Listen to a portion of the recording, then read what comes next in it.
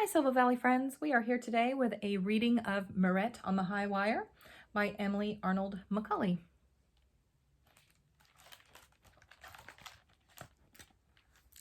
"100 years ago in Paris, when the theaters and music halls drew traveling players from all over the world, the best place to stay was at the Widow Gâteau's, a boarding house on English Street.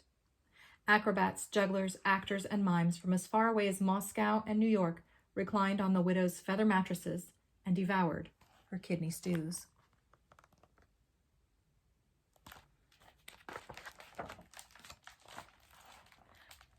Madame Gâteau worked hard to make her guests comfortable, and so did her daughter Mirette. The girl was an expert at washing linens, chopping leeks, paring potatoes, and mopping floors. She was a good listener, too.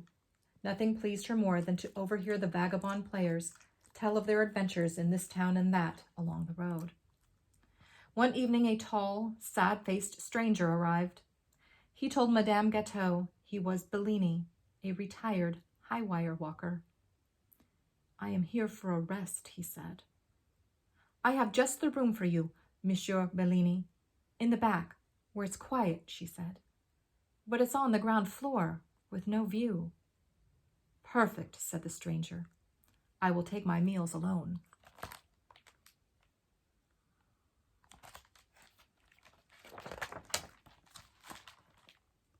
The next afternoon, when Mirette came for the sheets, there was the stranger crossing the courtyard on air. Mirette was enchanted. Of all the things a person could do, this must be the most magical. Her feet tingled as if they wanted to jump up on the wire beside Bellini.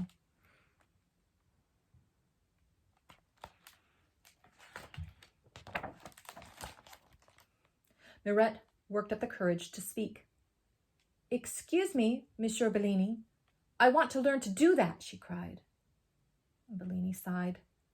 "That would not be a good idea," he said. "Once you start, your feet are never happy again on the ground." "Oh, please teach me," Mirette begged. "My feet are already unhappy on the ground."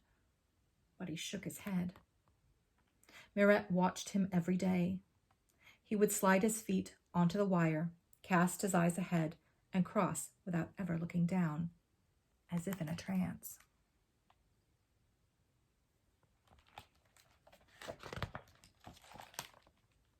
Finally, she couldn't resist any longer. When Bellini was gone, she jumped up on the wire to try it herself.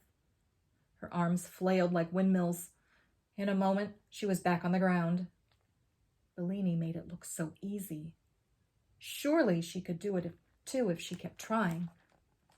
In 10 tries, she balanced on one foot for a few seconds.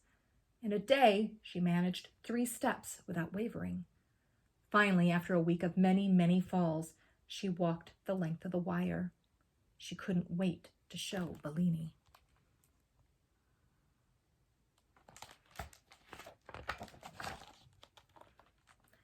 He was silent for a long time. Then he said, "In the beginning, everyone falls. Most give up, but you kept trying. Perhaps you have talent as well." "Oh, thank you," said Mirette. She got up 2 hours earlier every day to finish her chores before the sun shone in the courtyard. The rest of the day was for lessons and practice. Bellini was a strict master. "Never let your eyes stray," he told her day after day. "Think only of the wire and of crossing to the end." When she could cross dozens of times without falling, he taught her the wire walker's salute. Then she learned to run, to lie down, and to turn a somersault.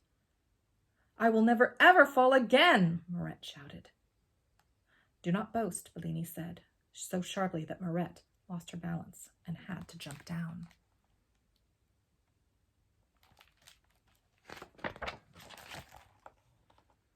One night, an agent from Astley's Hippodrome in London rented a room.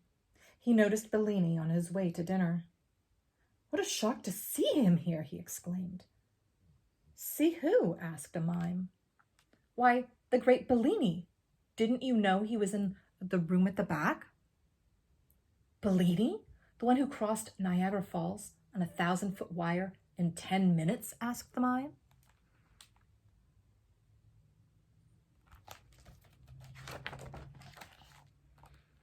And on the way back stopped in the middle to cook an omelet on a stove full of live coals, and then he opened a bottle of champagne and toasted the crowd, the agent recalled.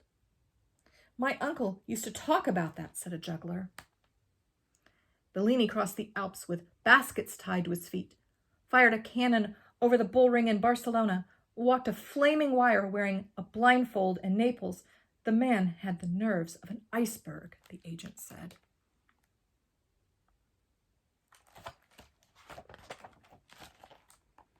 Mirette raced to Bellini's room. Is it true? She cried. You did all those things? Why didn't you tell me? I want to do them too. I want to go with you. I can't take you, said Bellini. But why not? Asked Mirette. Bellini hesitated a long time. Because I am afraid, he said at last. Mirette was astonished. Afraid, she said. But why? Once you have fear on the wire, it never leaves, Bellini said. But you must make it leave, Mirette protested. I cannot, said Bellini.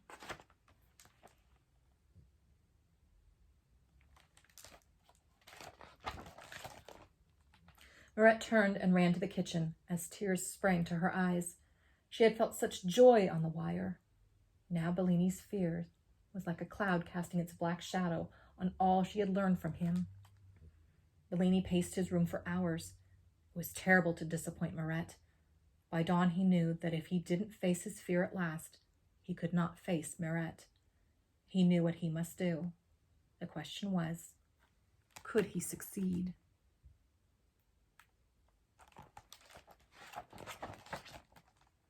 That night, when the agent returned, Bellini was waiting for him. The agent listened to Bellini's plan with mounting excitement.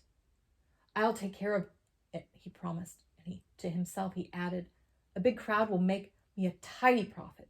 What luck, I just happen to be in Paris now. Bellini went out to find a length of hemp with a steel core. He borrowed a winch and worked until daylight, securing the wire.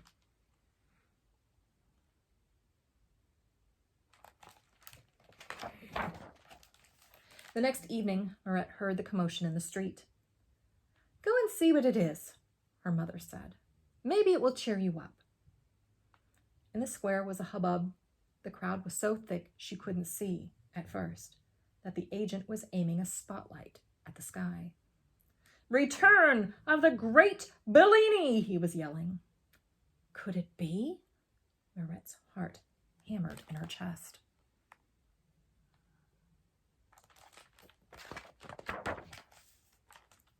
Bellini stepped out onto the wire and saluted the crowd. He took a step and then froze. The crowd cheered wildly, but something was wrong. Mirette knew at once what it was. For a moment, she was as frozen as Bellini was. Then she threw herself at the door behind her, ran inside, up flight after flight of stairs, and out through a skylight to the roof.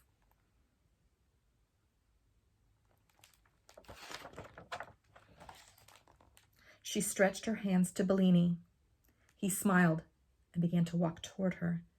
She stepped onto the wire, and with the most intense pleasure, as she had always imagined it might be, she started to cross the sky.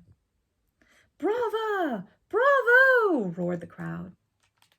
Protégé of the great Bellini! Shouted the agent. He was beside himself, already planning the world tour of Bellini and Mirette. As for the master and his pupil, they were thinking of only the wire and of crossing to the end.